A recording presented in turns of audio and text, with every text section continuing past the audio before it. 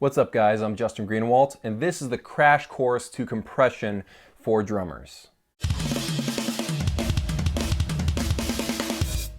Alright, so not a whole lot of drummers understand compression, and if you're an electronic drummer or you've started making your acoustic drums and you want to record, you got to learn how compression works. So this is a crash course. This is not in depth. This is so you can understand the basics. I'm going to show you a rack compressor I have, and then I'm going to go and show you on my Roland TD30 module because there is a digital compressor within that module. So the goal of a compressor is to squash the sound. And this is especially useful in drums because you have a wide range of volumes that are coming through your drum set. You got really loud like crash cymbals and then maybe a more quiet tom. All right, for this rack, it is basically duplicated. So this to this is the same thing as this to this. So I'm just going to talk about this side right here. Over here you have threshold. Threshold is when the compressor kicks in. So let's say I set it to 0 decibels. That means that the compressor will start compressing the sound at 0 decibels. Over here you have a ratio. Basically that means how much sound is going in and how much sound goes out. So if I've got a ratio of 2 to 1, that means that 2 decibels of sound are coming in, and a decibel is a measurement of how loud something is.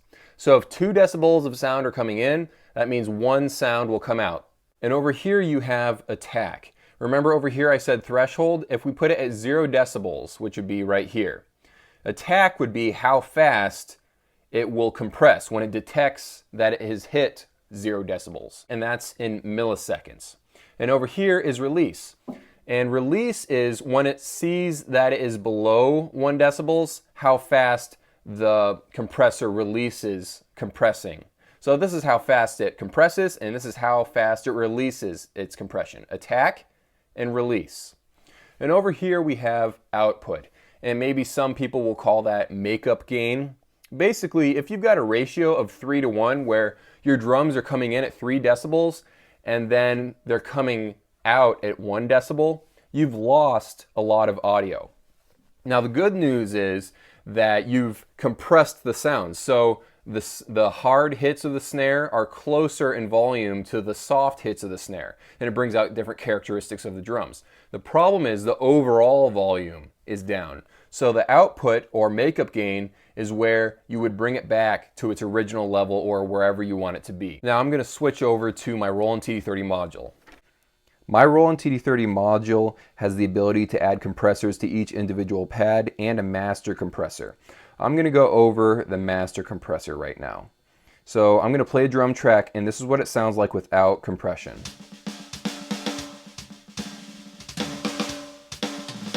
Now with compression.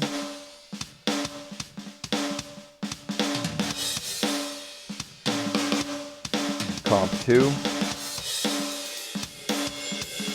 Comp 1. All right.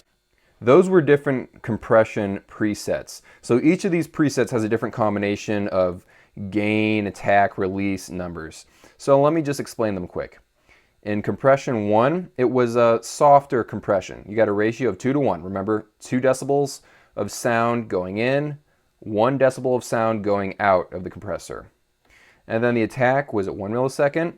Remember, attack is how quickly the compressor does its job once it reaches the threshold. And release is at 50. That's how quickly it stops compressing once it dips below the threshold.